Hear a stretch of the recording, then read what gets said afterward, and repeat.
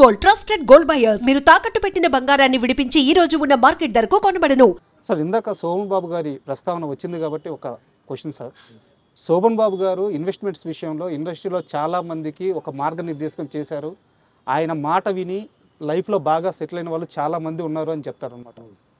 మీరు మీ లైఫ్లో ఇన్వెస్ట్మెంట్స్ ఎలా చేశారు? ఈరోజు మీ ఫైనాన్షియల్ పొజిషన్ ఎలా ఉంది? నేను అప్పట్లో నాకు అంత సీరియస్గా నేను అంటే ఈ మల్టిప్లికేషన్ తర్వాత ఇవన్నీ నేను చేయలే సార్.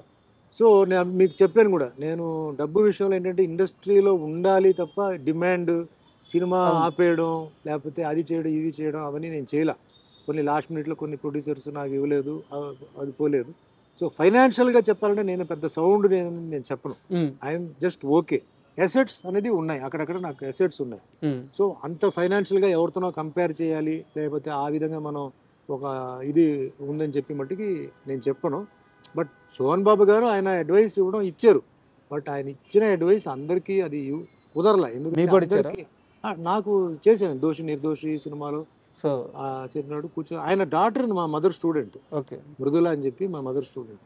సో దోషి నిర్దోషి సినిమాలో నాకు ఫస్ట్ పరిచయం అయ్యారు. పరిచయం అయినప్పుడు ఆయనకి ఎల్ఐసి పాలసీస్ అన్ని బాగా చేసేవారు అనమాట. అప్పట్లో అదే ఇన్వెస్ట్మెంట్, అదే బాండ్స్ ఇవన్నీ అలా అది అన్నీ ఆయనకి చెప్పేవారు. But same time Sobhan Babu గారు ఆయన లైఫ్ స్టైల్ కూడా వేరే అండి. ఆయనదన్నీ branded shirts, branded shoes, branded glass, perfumes, ఇవన్నీ చాలా క్లాస్, చీప్ ఇది ఉండదు ఆయనకి. అప్పట్లో కారు కూడా ఏంటంటే ఆయన మంచి మాడిఫైడ్ కారు ఇలాంటివన్నీ ఆయనకి ఇది అంటే ఆ షోక్ ఉండేది అనమాట. ఆయన కూడా చెప్పేవారు లైఫ్లో ఇంత సేవ్ చేయాలి, ఇంత మనం ఏంటంటే స్పెండ్ చేయాలి.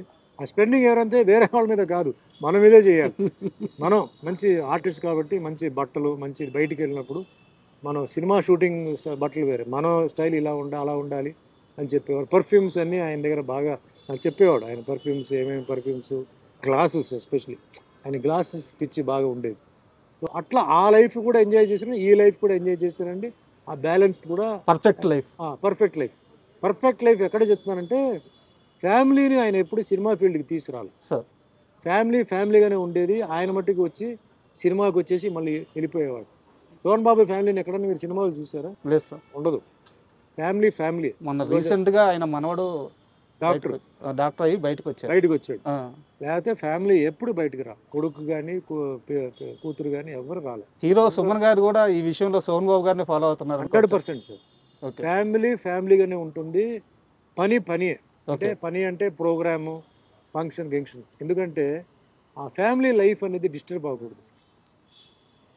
వర్క్ ఇంటికి వెళ్దు, ఇల్లు వర్క్కి రాదు. ఓకే, నేను వర్క్లో ఉన్నప్పుడు ఇంటి నుంచి ఫోన్ రాదు, నేను ఇంటికి వెళ్ళినప్పుడు ఆ ఫోన్ అక్కడికి రాదు. అది వేరే మనిషి ఉన్నారు, వాళ్ళు చూసుకుంటారు. అంత అవసరం అయితే తప్ప. అంటే ఇప్పుడు సెల్ ఫోన్ ఉంది కాబట్టి మెసేజ్, ఎమర్జెన్సీ వాట్సాప్ మెసేజ్, మాట్లాడాల్సిన పని లేదు, వాట్సాప్ మెసేజ్. ఫ్యామిలీకి ఒక ఫ్యామిలీ దొరకడం అనేది చాలా అదృష్టం సార్. ఒక భార్య, పిల్లలు. ఎందుకంటే ఇప్పుడు చూస్తున్నాను కదా, అన్ని సిస్టమ్ మారిపోయింది. తల్లిదండ్రులను ఎవరు అంటే గమనించట్లేదు, మాట్లాడడం. ఎందుకంటే రెండు సైడ్ల మిస్టేక్ ఉంది. ఎవరికి వాళ్ళు తల్లిదండ్రులు బిజీ అంటున్నారు, ఫారెన్ అంటున్నారు, ఆ ఫంక్షన్ అంటున్నారు, ఈ మీటింగ్ అంటున్నారు. మరి ఎప్పుడు మీరు పిల్లలతో టైం స్పెండ్ చేసి, పిల్లలు ఎవరితో మాట్లాడాలి? పక్క ఇంటి వాళ్ళతోనా, పని వాళ్ళతోనా, ఎవరితో? అది అర్థం చేసుకోవాలి. 50% ఫాల్ట్ పేరెంట్స్. మీరు చెప్తారు పేరెంట్స్ పిల్లలు నన్ను పట్టించుకోవట్లేదండి, పిల్లలు నన్ను తిడుతున్నారండి, పిల్లలు కొట్టడానికి వచ్చారండి. ఎందుకు వస్తారు కొట్టడానికి? ఎందుకు తిడుతున్నారు? మీరు ఎన్ని రోజులు ఉన్నారు పిల్లలతో? నేను అందుకే చిన్నప్పుడు ఉన్నప్పుడే, మా పాప చిన్నప్పుడు ఉన్నప్పుడే నేను ఇంటికి వెళ్తే ఆవిడ స్కూల్ నుంచి వస్తే ఆవిడతో నేను టైం స్పెండ్ చేసేవాడు. ఏదో స్కూల్ నుంచి బుక్స్ అది ఇది ఏదో అట్లా ఇట్లా. తర్వాత ఆవిడ ఫ్రెషప్ అయిపోయి గడుకునేప్పుడు ఆవిడతో కొంచెం ఆడుకోవడం. అంటే ఆ కనెక్షన్ నేను ఎప్పుడూ మెయింటైన్ చేశాను సార్. ఇంక్లూడింగ్ ఆవిడ స్కూల్ బస్లో ఎప్పుడైతే దిగుతుందంటే, నాకు షూటింగ్ లేకపోతే కారు తీసుకొని నేను మెయిన్ రోడ్కి వెళ్ళిపోయి ఆవిడ పికప్ చేసి నేను తీసుకొచ్చేవాడు.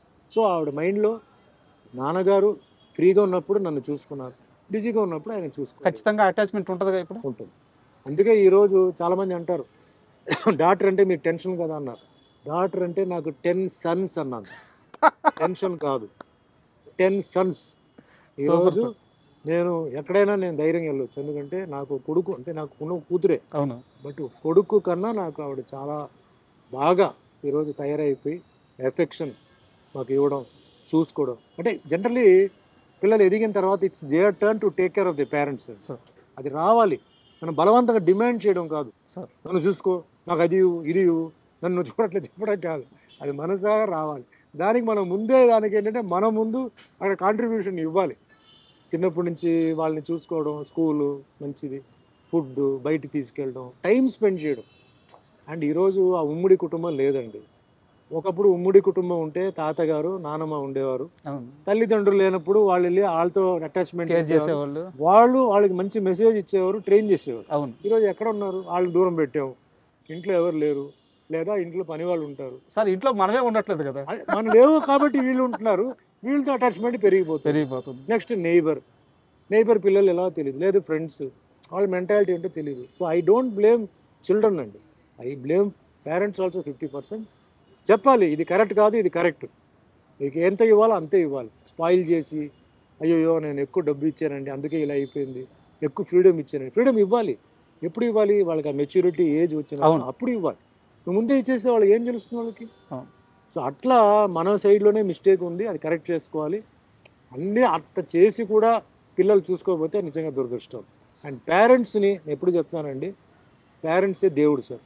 మనం ఎవరెవరో కాళ్ళ మీద పడుతున్నాం, పేరెంట్స్ కాళ్ళ మీద పడుతున్నావా? పడట్లేదు.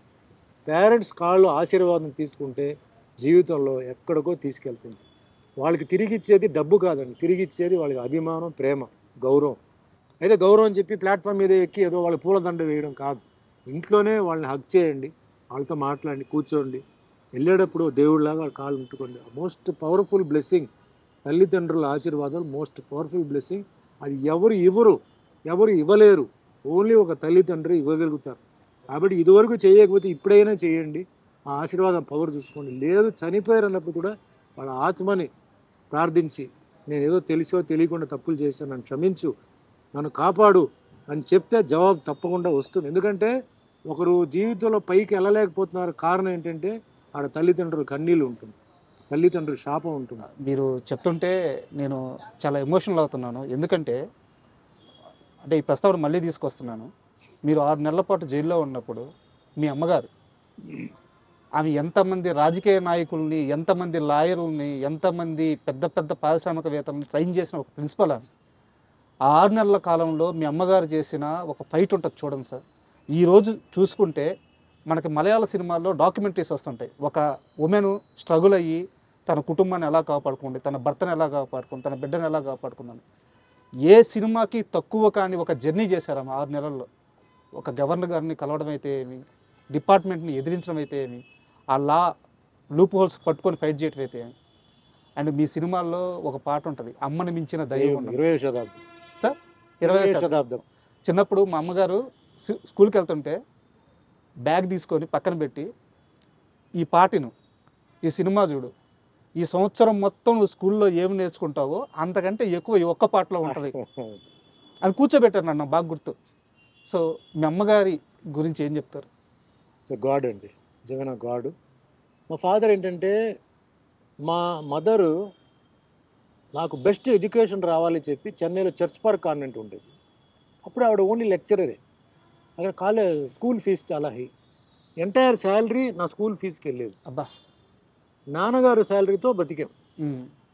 ఆవిడ బేసిక్ ఎడ్యుకేషన్ మట్టుకి కాంప్రమైజ్ లేదు చెప్పేది. 6th క్లాస్ తర్వాత నేను కళాక్షేత్ర అనే స్కూల్, గురుకులం సిస్టమ్, దానికి వెళ్ళాను. అప్పుడు అంత ఫీజు లేదు. తర్వాత ఆవిడ ఏంటంటే నా ఎడ్యుకేషన్కి, నా బట్టలు కానీ వాటికి బాగా స్పెండ్ చేసేవారు. నాన్నగారు కూడా ఇచ్చేవారు. మీకు ఈవెన్ కాలేజీకి వెళ్ళలేక అప్పట్లోనే కారు కూడా ఇచ్చారంట కదా? లేదు, అది నేను కాలేజీకి వచ్చిన తర్వాత, పీయూసీ కాదు, నేను డిగ్రీ వచ్చిన టైంలో. అప్పుడు అంటే మార్నింగ్ ఆవిడని కాలేజీలో డ్రాప్ చేసి నేను కాలేజీకి వెళ్ళి రిటర్న్ వస్తూ ఆవిడని పికప్ చేసుకొని మేము ఇంటికి వచ్చామన్నమాట. అట్లా అంటే నాకు అన్నీ ఫ్రీడమ్ ఇచ్చారు, నేను అడిగింది అన్నీ ఇచ్చారు, అన్నీ చేశారు. అన్నిటికన్నా గొప్పగా మా తల్లి నాకు ఏంటంటే నమస్కారం, సంస్కారం నాకు నేర్పించింది మా అమ్మగారు. నాకు ఈరోజు నేను ఇంత బ్యాలెన్స్డ్గా ఉన్నాను, ఈ ఏజ్లో కూడా నేను ఫిట్గా ఉన్నానంటే దానికి కారణం మా అమ్మగారు కరాటే నేర్చుకో అని చెప్పి నాకు పంపించడంతో ఈరోజు అదే జీవితం ఇచ్చింది, అది ఉన్నాను. నెక్స్ట్ ముఖ్యంగా మళ్ళీ చెప్తాం కదా, భగవద్గీత, అది మెయిన్ బేస్ అండి. ఎప్పుడైనా పోవచ్చు సార్, 10 నిమిషాల తర్వాత ఏం జరుగుతుందో తెలియదు, కానీ ఆ 10 నిమిషాల వరకు మనం ఎలా బ్రతికాం, మన పేరు, మన ఫ్యామిలీకి మనం ఏమి ఇచ్చాం, అది చాలా ముఖ్యం. అందుకే ఇప్పుడు డ్రగ్ కేసెస్ అన్నీ వస్తుంటాయి. చెప్తారు నాకు, సార్ మీ డ్రగ్స్ గురించి చెప్పండి సార్, డ్రగ్ తీసుకోకూడదు చెప్పండి. తీసుకోకూడదు నేను చెప్పను. డ్రగ్స్ తీసుకుంటే వాళ్ళ ఆరోగ్యం పోతుంది. నేను ఒకటే చెప్తున్నాను, డ్రగ్ తీసుకోవడం వల్ల మీ తల్లిదండ్రుల పేరు చెడగొడుతున్నారు. సార్ డ్రగ్ తీసుకోవడం వల్ల మీ ఇంట్లో ఒక ఆడదికి పెళ్లి అవ్వాల్సిన అమ్మాయికి పెళ్లి జరగదు. అంతేగా. డ్రగ్ తీసుకోవడం వల్ల నీ మొహ రూపాన్ని పోతాయి, నీ బ్రెయిన్ పోతుంది. డ్రగ్ తీసుకోవడం వల్ల మీ మిత్రులను నువ్వు చంపుతావు. ఇది కావాలా నీకు? కావాలంటే చెయ్యి. మీ వీధిలో మీ ఫ్యామిలీకి మంచి పేరు ఉంది, డ్రగ్ తీసుకొని జైలుకి వచ్చిన తర్వాత ఆ ఫ్యామిలీ ఇంటి పేరు చెడగొడతాం. అది కావాలా? చెయ్యి. అంతేగాని నేను డ్రగ్ తీసుకోవద్దు, అది హానికారం, నేను చెప్పనండి అంట. అట్లా నాకేంటంటే నన్ను పెంచింది ఆ బ్యూటిఫుల్ రూట్లో పెంచేసి. Super sir. సో నేను మదర్ని ఎప్పుడు నేను మర్చిపోను. ఈరోజు ఆవిడ లేనప్పుడు కూడా, మా తండ్రి గారు కూడా లేనప్పుడు కూడా నేను డైలీ వాళ్ళు నేను తలుచుకుంటాను. ఎప్పుడైనా ఏదైనా ఇంపార్టెంట్ ఉన్నప్పుడు ఆ బ్లెస్సింగ్. తర్వాత అఫ్కోర్స్ అమావాస్యగా పూజలు చేయడం అవన్నీ అది వేరే విషయం. అది మెటీరియలిస్టిక్ అండి. ఇక్కడ ఉండాలి మెటీరియల్. మన కొబ్బరికాయ కొట్టడం, పిండి పెండడం అది కాదు, అది ఉంది ఇక్కడ. ఆ ప్యూరిటీ ఇక్కడ ఉందా, ఆ రియలైజేషన్. నా తల్లి తండ్రి వల్లనే నేను ఈరోజు నేను ఉన్నాను అంటున్నాను. వాళ్ళే దేవుడు, అదే పవర్. వాళ్ళ వల్ల కదా నేను ఈరోజు ఉన్నాను. వాళ్ళ లేకపోతే నేను ఎక్కడ ఉన్నాను? వాళ్ళే నాకు శక్తి. లాస్ట్ వరకు టిల్ మై లాస్ట్ బ్రెత్ మా తల్లిదండ్రులు ఆశీర్వాదం ఉంది. భగవంతుడు ఆ రూపంలో ఎంటర్ అయ్యి నన్ను ఈరోజు ఇంత నడిపిస్తున్నాడు. అదే నేను నమ్ముతున్నాను, అదే నా నమ్మకం కూడా. తల్లి తండ్రి కంట్లో మటుకు ఎప్పుడు కంటి నీళ్ళు ఉండకూడదు. అది వచ్చిందా యు ఆర్ ఫినిష్డ్. ఎంత గొప్పవాడైనా సరే, వాళ్ళు రూమ్లో కూర్చొని ఏడ్చారా నీ వల్ల, నువ్వు అయిపోయారు. అదే రూమ్లో కూర్చొని వాళ్ళు సంతోషంగా జీవించారా, అదే నీ సక్సెస్. అది గుర్తుపెట్టుకోండి. జీవితంలో ఎక్కడికి వెళ్తారు మీరు. And for more videos, please subscribe to iDream. Please subscribe to iDream. Please subscribe iDream. And please subscribe to iDream. For more videos, subscribe to iDream. please like, share and subscribe to the channel. Congratulations, iDream. Subscribe to iDream. Subscribe to iDream. So subscribe to iDream Media. iDream team andarki huge congratulations. Please subscribe iDream Media. Please subscribe to iDream. Subscribe iDream. Please subscribe to iDream. iDream అంటే నా కళల ఛానల్ను subscribe చేసుకున్న నోరు తిరుగుతలేదు, మీరైతే గంట గుర్తు కొట్టండి. For more such videos, please subscribe to iDream. Subscribe to iDream. Please subscribe to iDream. Please subscribe iDream Media. Please do subscribe to iDream. Please subscribe to iDream Media. For best entertainment and information, please subscribe iDream. And don't forget to subscribe to iDream.